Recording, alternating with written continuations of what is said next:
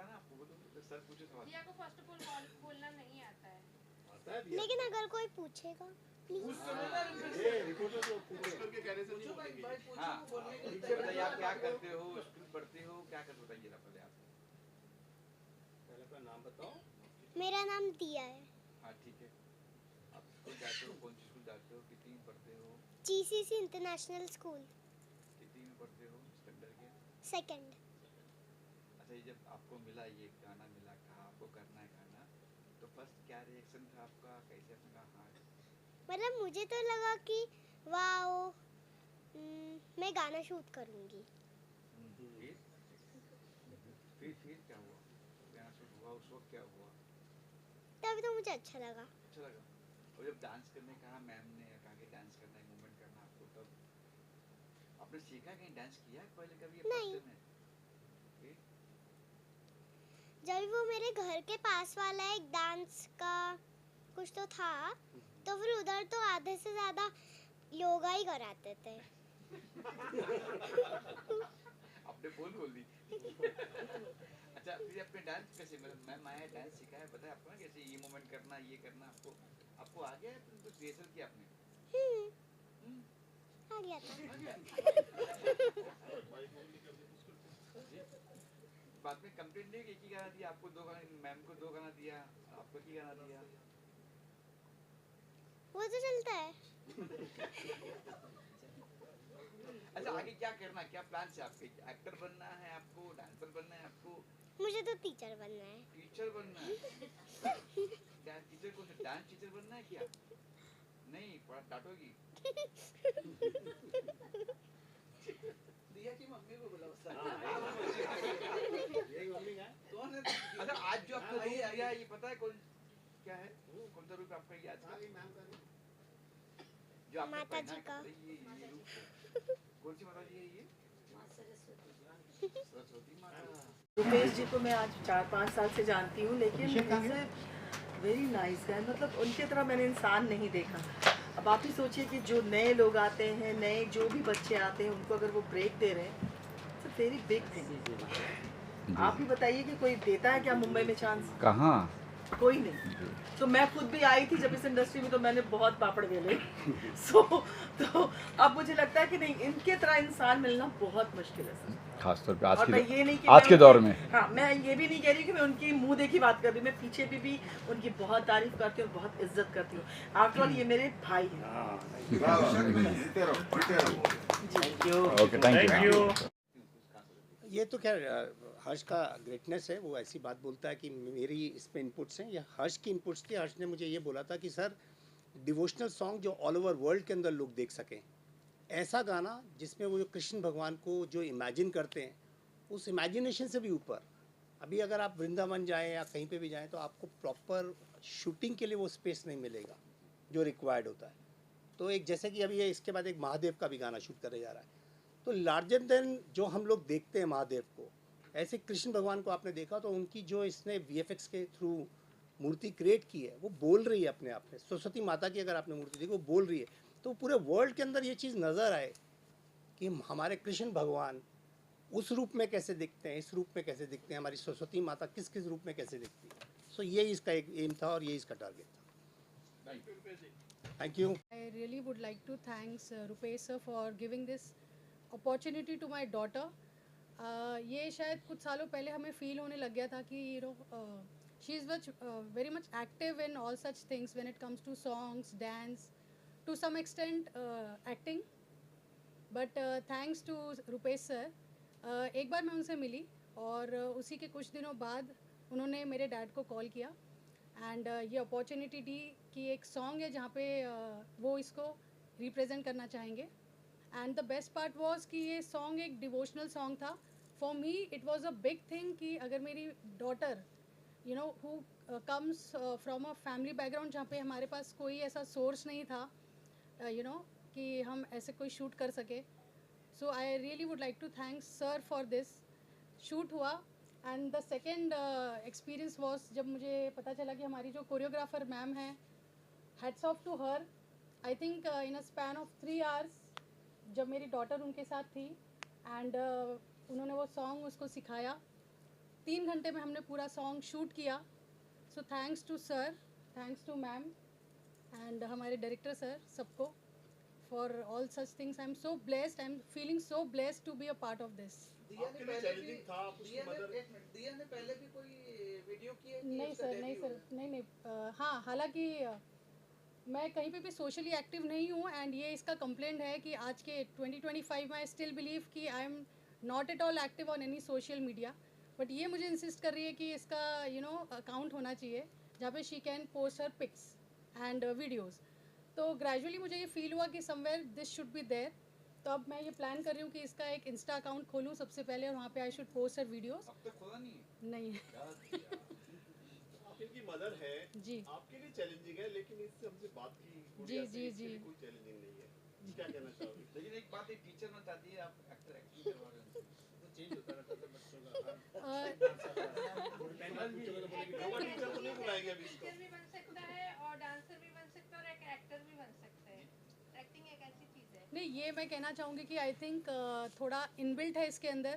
What people in our society also talk about her that she has that X factor in her, that she can do something in this field. Although I also wanted to do something maybe in dance or something like that, but I could not do.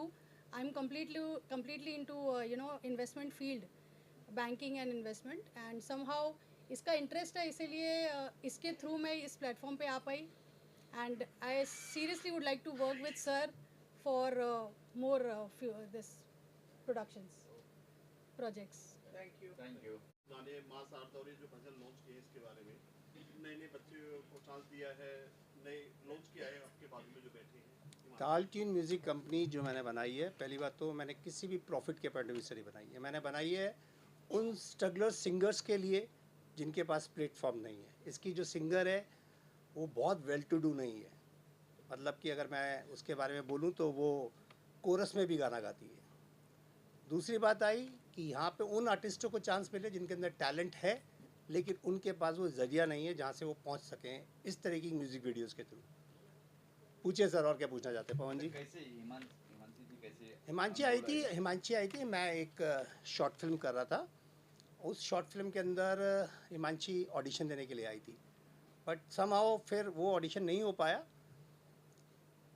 इनका selection नहीं हो पाया उसके अंदर, क्योंकि ये उस समय मार्शल आर्ट की ट्रेनिंग नहीं ले रही थी.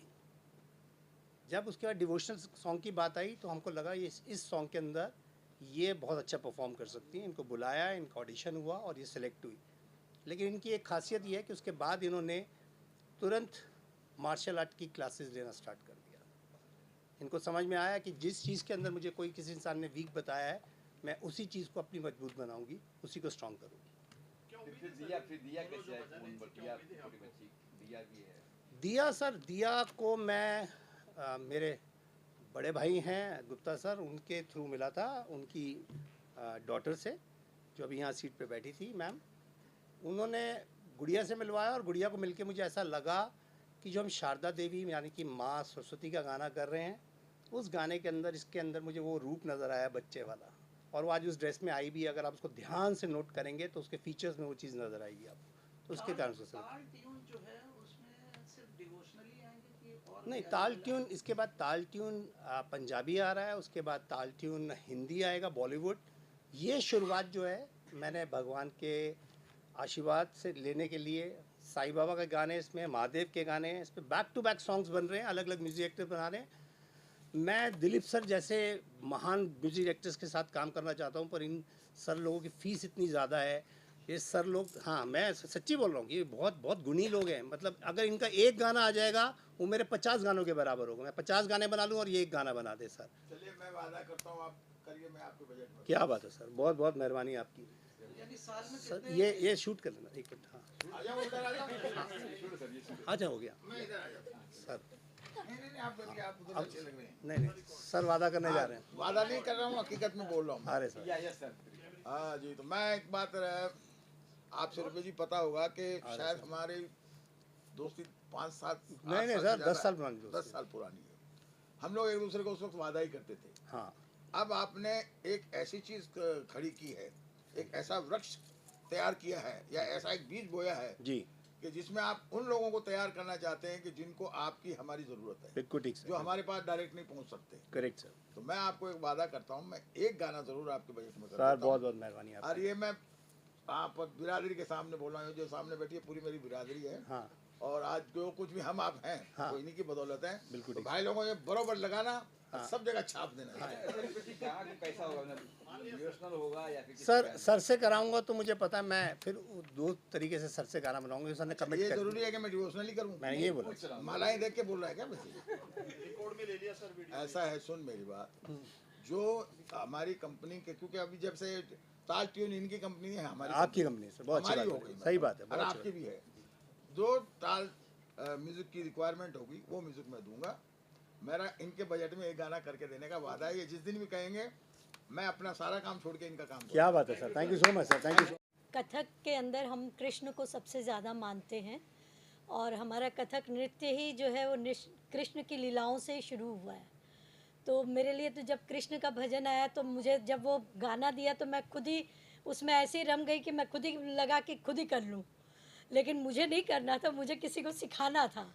और उनके लिए भी ये पहला एक मौका था कि जिसको भजन को एक अच्छे से रूप में, जब आप कोई भी चीज़ करते हैं, मेरे कहने का अर्थ है कि जब आप गाने का जब काम करते हैं, कोई गाना लेते हैं, चाहे भजन हो, चाहे ठुमरी हो, क्लासिकल, हम कुछ भी लेते हैं, हम पहले गाने की एक एक पंक्तियों को पढ़ते हैं, सुनते हैं और उसको पहले आत्मसार करते हैं। हम उस कैरेक्टर में घुसते हैं अपने आप को, और फिर हम जब किसी को सिखाते हैं तो हम फिर वो सोचते हैं कि हम उसको भी वही ट्रेन करते हैं कि आप जब कृष्ण को दिखाना है तो आप समझो कि वहाँ वो कृष्ण भगवान की मूर्ति है और आप उनको ये बांसुरी दिखा रहे तो ये बांसुरी बजा दो, आप उनको कह रहे हो कि आप बजा दो। तो जो इसकी एक एक लाइन जो थी वो मुझे बहुत पसंद आई। जब मेरे बेटे ने भेजा और मैंने सुना उसको तो अपने आप ही अंदर वो रम गई मैं। और फिर मैं जब इनके साथ मिली और जब इनको मैंने कहा कि देखो आप ये समझो, आप भले डांसर हो या नहीं हो, देखिए डांसर तो कर लेगा, लेकिन जो नॉन डांसर हैं और क्लासिकल अब भजन या कुछ करना है तो उसके लिए थोड़ा मुश्किल होता है। तो मैंने कहा आप समझो कि सामने कृष्ण भगवान है, आपके सामने मूर्ति है, आप उस चीज़ को एकदम फील करो। बांसुरी है तो ये बांसुरी है, वो कृष्ण है, ये बजा दो। आपने वो चीज़ उसको कहा कि आप ऐसे बजाइए, तो वो 2-3 बार नहीं, कई बार मैंने उसको दिखाया। मैंने कहा देखो जो मैं चाहती हूँ उसको इस तरह से, जितना इसमें से आप ले सकते हो उसको लेके आप अपने ढंग से उसको डालिए। और उसने बहुत कोशिश की और ये कोशिश मैं अभी बड़े स्क्रीन पे देख रही थी और मुझे अच्छा लगा। साथ में बेटे ने अपना भी जो भी अपने आर्ट को भी उसमें इन्वॉल्व किया। सबसे बड़ी चीज़ है कि रुपेश जी ने मेरे पे भरोसा किया, शायद इसलिए किया कि 3 साल पहले जब मैं आई थी, उन्होंने जब मेरा डांस देखा था तो मेरे बेटे से एक ही बात कही थी कि आपकी मम्मी बहुत अच्छा डांस करती है, बहुत अच्छा एक्सप्रेशंस है। और वही शायद उनको खींच के ले आया मेरे पास कि नहीं आप करिए इसकी कोरियोग्राफी। और मैं उनके लिए मैं कह रही हूँ कि आगे भी हम लोग इस तरह के अच्छे काम करें। और अभी ये मेरे लिए ये पहला अनुभव था कि मैं कोरियोग्राफी कर रही थी, मेरे बेटे के साथ काम कर रही, रुपेश जी के साथ काम। पहले जब आई थी तो मैं अपने लिए आई थी, अपना काम किया था, मैंने अपनी रिकॉर्डिंग की थी और उसका वीएफएक्स इन्होंने किया था, रुपेश जी ने पूरा सहयोग दिया था। तो अभी डिवोशनली करने का इरादा कि कुछ और ताल? नहीं, मैं सब कुछ करती हूँ। मैं वैसे बेसिकली क्लासिकल डांसर हूँ, कथक की, और लेकिन मैंने फोक भी सीखा है और मैं फोक राजस्थान के बहुत अच्छे करती हूँ। और साथ साथ मैंने ममता शंकर यानी कि उदय शंकर की बेटी के साथ काम किया, अमला शंकर उनकी वाइफ के साथ। कलकत्ता में मैं 3 साल उनके साथ, उनके स्कूल में स्टूडेंट थी और उनके साथ मैंने काम भी किया। सीता स्वयंवर में मैं सीता थी और वो राजा दशरथ थी और उनकी बेटी राम बनी थी। तो मुझे इतने बड़े बड़े लोगों के साथ काम करने का मौका मिला है। और मैं सिर्फ क्लासिकल कथक को लेके ही नहीं काम कर रही हूँ, उसके साथ अपने क्रिएटिविटी को, फोक और साथ साथ में उदय शंकर स्टाइल को भी लेके चलती हूँ। क्योंकि आज जो टाइम आ रहा है ना, उसमें हम क्लासिकल को लेकर अगर सिर्फ बॉम्बे में अगर सोचेंगे करने का तो मुझे लगता है कि हम घर में ही बैठे रह जाएंगे। क्योंकि मैं ये फ्रैंकली बोल रही हूँ, मेरे अभी हस्बैंड की अभी इसने फिल्म बनाई थी और दिखाई उसने कि हमारी कला जो है, क्लासिकल जो चीज़ है वो लुप्त होती जा रही है, उसको वापस कैसे लाया जाए। क्योंकि आजकल आर्टिस्ट सिखाने के लिए जी जान देता है, लेकिन कभी कभी पेरेंट्स जो होते हैं ना, वो जब अपने बच्चों को लेकर आते हैं तो वो एक सवाल सबसे पहले पूछते हैं, मेरा बच्चा कब स्टेज पे नाचेगा? जो हमारे पास उसका जवाब नहीं होता। ये कोई दवाई नहीं है कि मैं घोट के पिलाऊं और उसने पी ली और वो नाचना शुरू कर दे। हम जब आज 20-25 सालों से नाच रहे हैं, still we are doing the struggle. तो हाउ कैन वी से कि वो बच्चा कल उठ के आपका नाचेगा? जैसे वो छोटी लड़की में मैंने फर्स्ट डे टैलेंट देखा, मैंने तुरंत उसकी मदर को कहा, मैंने कहा इसका डांस करवाइएगा, छुड़वाइएगा मत। बच्चा खड़ा होता है ना, उसकी खड़े होने के अंदाज से परख जाते हैं कि इसमें कितनी कला है और वो क्या आगे ले जाएगा। ये पेरेंट्स भी उसको जब करेंगे ना तो बच्चे आगे बढ़ेंगे। मेरे ख्याल से पेरेंट्स को सहयोग करना चाहिए। मैम, आप अपने बड़े घराने की बहू हैं, हाँ जी। शंभू घराने की बहू हैं आप, महाराज जी की, तो कितना चैलेंजिंग था कि जिसको मैं सिखा रही हूँ अच्छे से कर पाएगी नहीं कर पाएगी, आपका नाम जुड़ा है इस प्रोजेक्ट से? बिल्कुल। हाँ, देखिए, पहली बात तो जब 1 घंटे पहले जब इन्फॉर्मेशन मिली कि तुम्हें मम्मी खाली गाना सुनो, आके सिखाना है किसी को, किसको सिखाना है, कौन है, किसी को मैं नहीं जानती थी। मैं अपने बेटे को और रुपेश जी के सिवाय किसी को नहीं जानती थी। मैं आई, गाना सुनते सुनते आई और ऑन द स्पॉट इसके साथ मिली। मैं पहले मैंने इसको सवाल किया कि आप डांसर हैं, क्योंकि एक डांसर को सिखाना इट्स वेरी इजी। और मैं एक चीज़ और बता दूं कि डांसर एक्टिंग कर सकता है, बट एक्टर सभी कोई डांस कर सकते हैं ये पॉसिबल नहीं है। हम जो भाव एक्सप्रेशन दे सकते हैं ना, वो एक्टर सभी कोई देंगे, ये पॉसिबल नहीं है। तो मेरे जब उनसे परिचय हुआ तो वो भी थोड़ी घबराई हुई थी और मेरे लिए पहला अनुभव था उनके साथ काम करना। तो मैंने कहा डरने की कोई ज़रूरत नहीं है। जैसा सर ने मुझे बताया कि बहुत नॉर्मल मूवमेंट्स थे। मेरे कोरियोग्राफी में मैं एक चीज़ हमेशा ध्यान रखती हूँ कि अगर वो नॉन डांसर है तो वो भी डांस कर सके और वो पब्लिक को अट्रैक्ट कर सके। आप कोरियोग्राफी बहुत बड़ी बड़ी कर सकते हैं, बहुत हार्ड मूवमेंट्स भी दे सकते हैं, उसके लिए पूरा वक्त चाहिए। आपको कहे 2 घंटे में एक नॉन डांसर को आपको डांसर बनाना है तो इट्स नॉट इजी। तो मुझे लगा कि मैंने इसको कहा, डांस में मूवमेंट्स ज़्यादा मैं नहीं दूंगी, लेकिन एक्सप्रेशन तुम्हारे होने चाहिए। हमारा भजन जो है वो कृष्ण को समर्पित है, तो आपके भजन के अंदर जो चीज़ शब्दों में कही गई है उसको जितना हो सके आप अपने एक्सप्रेशन से देंगे तो लोग मूवमेंट्स के ऊपर नहीं जाएंगे, आपका एक्सप्रेशन सबसे पहले है। मिश्रा है। पेशे से मैं एक फिल्म मेकर हूँ और साथ साथ में विजुअल इफेक्ट सुपरवाइज़र हूँ। और शंभू महाराज जी मेरे दादाजी रहे हैं और बिरजू महाराज जी मेरे ताऊ जी रहे हैं। मैं उनका नाम लेने से भी कतरा जाता इसलिए हकला गया यहाँ पे। ठीक है, लेकिन मैंने जो फील्ड चुनी है वो हमारे लेगेसी से अलग है, तो बहुत हिम्मत करके चुनी और उनका आशीर्वाद है। आज मेरी माता जी भी यहाँ बैठी हैं, मेरे पिताजी भी अभी शहर में नहीं है लेकिन उनका आशीर्वाद है और उनके ज़रिए सर की मदद से, उनके आशीर्वाद से, इनके सपोर्ट से हमने ये सब करने की कोशिश करी है। And this is how I am here basically. किस तरह का गाना है सर, ये किस तरह का मूड है, क्या कहना? ये देखिए, ये सबसे पहले तो ये भजन है, ये भक्ति है, ये ईश्वर के प्रति अपना समर्पण है। और बहुत अच्छा संगीत जब मैंने ये सुना, जब मुझे रुपेश सर ने सुनाया कि माँ शारदा और ऐसी बंसी बजा दो कन्हैया जो अपना भजन है, वो जब मैंने सुना तो मुझे बहुत ही क्रिएटिव आइडियाज़ आने लग गए थे। तो मैं सर से जानना चाह रहा था कि पहले उनका क्या विजन है इस गाने को लेकर, कैसे हम इसको दिखाना चाह रहे हैं, ऑडियंस को किस तरह से हम पोर्ट्रे करेंगे। और जब मैंने उनका विजन जाना और जब मैंने उस पर वर्कआउट किया तो हम दोनों एक बहुत ही अच्छे क्रिएटिव आइडिया पे आए। तो अब ये गाना सिर्फ गाना नहीं है, it's larger than life, it's a feeling, it's a devotion. आप आंखें बंद करेंगे तो भी ये विजुअल्स आपके दिमाग में चलेंगे। सर, संगीत म्यूजिक से जुड़े हुए काफ़ी दिग्गज, नाम लेना नहीं चाहेंगे, उनकी फैमिली से जुड़े हैं, कितना मुश्किल था आपके लिए, चैलेंजिंग था कि ये करना कि बड़ा नाम है और चीज़ भी अच्छी बननी चाहिए? जी जी जी, देखिए रिस्क लेना ही हमारा काम है सबसे पहली चीज़ तो ये है। और जब आपको अपने काम पे और अपनी कला पे विश्वास होता है तो आपके लिए चैलेंजिंग नहीं रहता है, इट्स अ डिवोशन। ये एक मेडिटेशन था। जैसे मैंने अपने फादर को देखा है, मैं अपनी मॉम को देखता हूँ, जब वो रियाज़ करते हैं तो वो रियाज़ उनके लिए वर्कआउट नहीं है, वो रियाज़ उनके लिए मेडिटेशन हो जाती है। तो similarly when I do VFX और डायरेक्शन, इट्स जस्ट गोज़, मतलब मुझे पता भी नहीं चलता कब अच्छे से हो गया, वो ऊपर वाला कराता है और मैं करता चला जाता हूँ।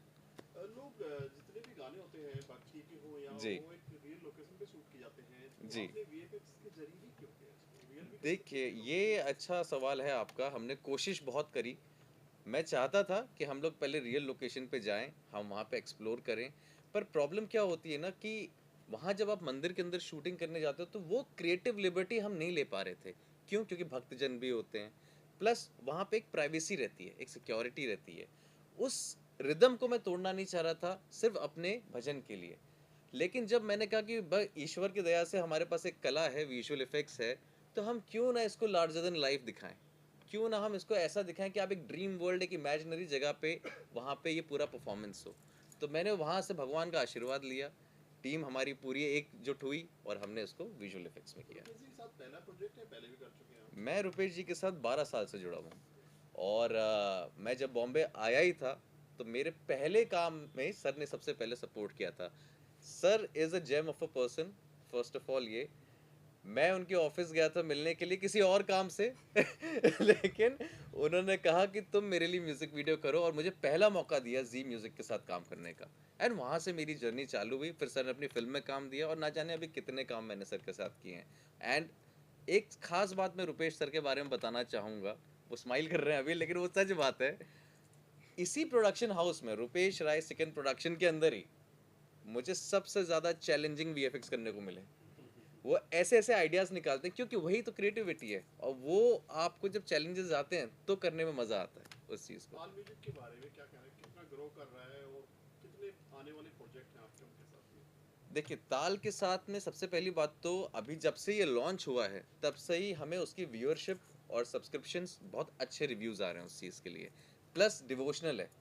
डिवोशनल के साथ साथ में अभी ये है कि भी कई सारे हमारे भजन्स हैं जो लाइनअप में हैं और हम चाह रहे हैं कि अभी उसको और क्रिएटिव तरीके से निकाला जाए ताकि ऑडियंस को विजुअली और अपीलिंग लगे।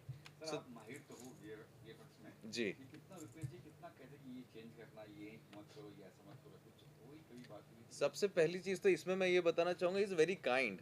मतलब वो बेचारे जब तक नहीं बोल रहे होते उससे पहले मैं बोलता था ये वाला इतना ही होगा ठीक है, क्योंकि देखिए मैं आपको एक फैक्ट बताता हूँ। VFX क्या है, लोग कहते हैं जादू की छड़ी है, लेकिन हर चीज़ के पीछे उसका एक नियम होता है।